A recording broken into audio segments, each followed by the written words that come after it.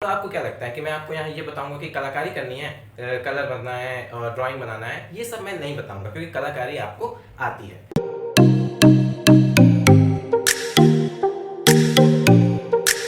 तो hello and welcome everyone, मैं हूं अर्जुन और आपका स्वागत करता हूं हमारे इस YouTube चैनल पर। तो जैसा कि आप सभी देख ही सकते हैं, आज का हमारा टॉपिक बहुत ही इम्पोर्टेंट है।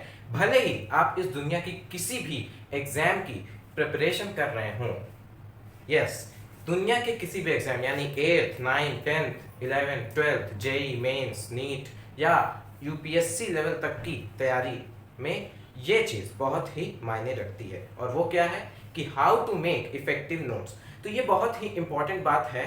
आप किसी भी पर्सपेक्टिव से देखें आपको ये इंपॉर्टेंट ही लगेगी, क्योंकि अगर मतलब कि अगर किसी भी इंसान की जो प्रिपरेशन होती है उसमें सबसे ज़्यादा आप कह सकते हैं कि 75% ऑफ जो योगदान होता है वो नोट्स का होता है। क्योंकि देखिए, नोट्स से ही आप रिवीजन करते हैं और आप किसी भी एग्जाम का रिवीजन कर रहे हो, किसी भी एग्जाम के लिए रिवीजन कर रहे हो, खासकर 10th में आपको हर नोट्स लगभग 3 से 4 बार रिवाइज होनी चाहिए एग्जामिनेशन से पहले। तो आप जब कोई चीज़ इतनी बार, और जब आप 11th में जाएंगे, 11th की बात अगर की जाए या 12th की बात की जाए, तो किसी भी कॉम्पिटिटिव एग्जाम को जब आप देते हैं, जेई नीट मेंस एम्स कोई भी देते हैं आप, तो उसमें आपको एक नोट्स को लगभग 15 से 16 बार रिवाइज करने की ज़रूरत पड़ती है। तो उस हिसाब से अगर हम देखें तो आपकी नोट्स ऐसी होनी चाहिए कि आपको देखते ही उसके मतलब खुशी आए, मतलब अंदर से लगे कि यार पढ़ने का मन कर रहा है। अब जैसे आप एकदम गोबर जैसी नोट्स बना देंगे तो गोबर जैसे कि आप देख सकते हैं, इस तरह की गोबर जैसी नोट्स पढ़ने में किसको मजा आएगा? किसी को मजा नहीं आएगा। तो नोट्स ऐसी होनी चाहिए कि हमको इंटरेस्ट भी आए और हमको सब कुछ समझ में भी आए। तो चलिए वही सारे पॉइंट्स की आज मैं बात करूंगा कि आप नोट्स को कैसे इफेक्टिवली बना सकते हैं और उससे बहुत ही अच्छा प्रोडक्टिव वर्क कर सकते हैं। तो आइए वीडियो को शुरू करते हैं। देखते हैं हमारा फर्स्ट पॉइंट। तो आपको क्या लगता है कि मैं आपको यहाँ ये बताऊंगा कि कलाकारी करनी है, कलर बनना है और ड्राइंग बनाना है, ये सब मैं नहीं बताऊंगा क्योंकि कलाकारी आपको आती है। देखिए, सबसे पहला पॉइंट जो मैं आपको बताना चाहता हूँ, तो पहला पॉइंट ये है कि हमेशा क्लास के दौरान नोट्स बनाइए। यस, क्लास के दौरान नोट्स बनाने से क्या होता है पता है?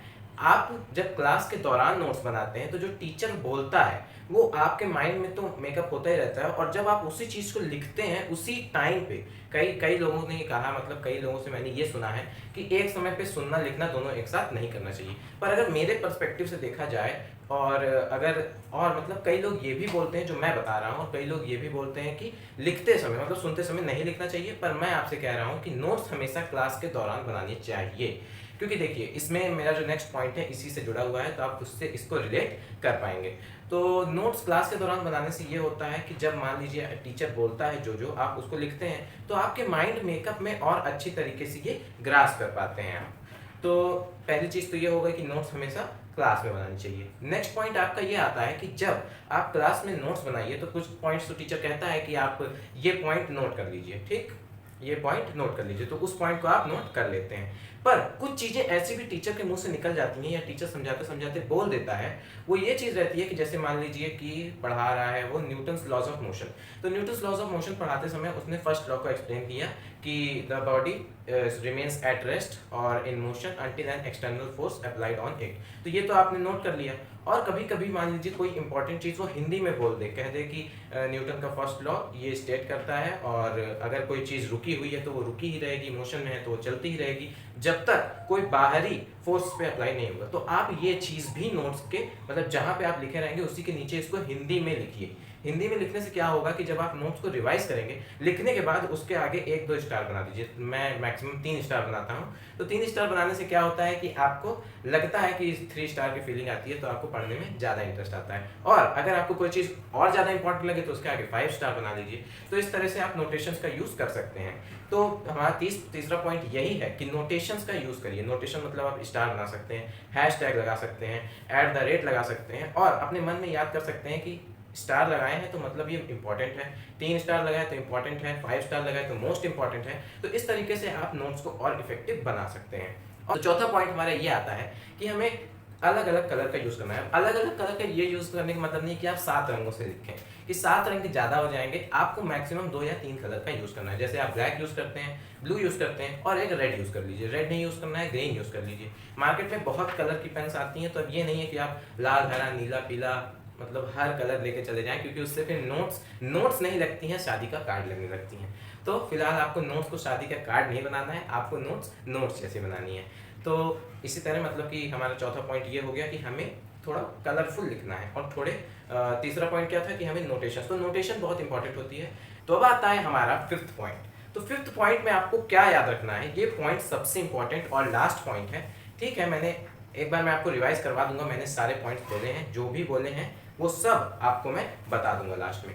तो हमारा फिफ्थ पॉइंट ये है कि जब नोट्स को आप रिवाइज करिए तो उस वक्त टिक्स का यूज करिए। टिक्स का यूज कैसे किया जाता है, मतलब कि अगर आप एक नोट्स को 4 बार रिवाइज करते हैं तो उस पर 4 बार टिक लगाइए। मतलब अगर एक पेज आपने रिवाइज कर लिया है तो उस पर पहला एक टिक आना चाहिए जो कि फर्स्ट रिवीजन में आता है, सेकेंड रिवीजन में दूसरा टिक आएगा, थर्ड रिवीजन में तीसरा टिक, और इसी तरह चौथे रिवीजन में चौथा टिक। और रिवीजन करना चाहते हैं तो और टिक लगा दीजिए। तो उससे ये रहेगा कि आपने इस नोट्स को इतनी बार रिवाइज किया है और आपको कितनी अच्छी तरीके से ये माइंड में आपके ग्रास्प हो चुका है। तो इससे ये चीज़ क्लियर हो जाती है। तो मैंने कितने पॉइंट्स बताए, मैंने 5 पॉइंट्स बताए, और यही 5 पॉइंट्स आपको आपके माइंड में एकदम बैठा लेनी है नोट्स को बनाते वक्त। तो चलिए एक बार सारे पॉइंट्स को हम रिकैप कर लेते हैं। तो हमारा फर्स्ट पॉइंट क्या था, तो हमारा फर्स्ट पॉइंट ये था कि जब भी आप नोट्स को बनाइए तो एक अच्छे ऑर्डर में बनाइए। ठीक, ऑर्डर में बनाने के बाद आप क्लास में बनाइए। ठीक, नोट्स को आप क्लास में बनाइए, ये आपका फर्स्ट पॉइंट था। सेकंड पॉइंट हमारा आता है कि आप नोट्स को बनाते वक्त टीचर की कुछ बातों को हिंदी में लिखिए। हिंदी में मतलब कि जो चीज़ टीचर नोट करने के लिए नहीं करना है कह रहा है, पर आपको इतना अलर्ट रहना है कि आप जब नोट्स बना रहे हैं तो टीचर की बातों को अच्छी तरीके से सुनते रहिए।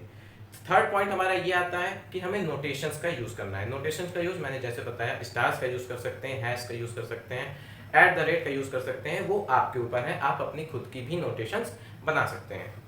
चौथा पॉइंट हमारा ये आता है कि आपको जो भी नोट्स आप बनाएंगे उसमें टिक लगाने हैं। ठीक, टिक लगाने हैं। तो टिक आप कैसे लगाएंगे, एक बार रिवीजन किए एक टिक लगाए, दूसरा रिवीजन किए दूसरा टिक लगाए, तो इस तरह आपको टिक्स का यूज़ करना है।